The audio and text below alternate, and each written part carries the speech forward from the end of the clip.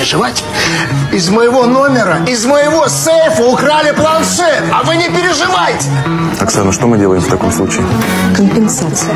Его ищут прямо сейчас. Его ищут, в моем номере никого нет, а я только что оттуда. Слушайте, господи, мне в аэропорт пора. Это мои...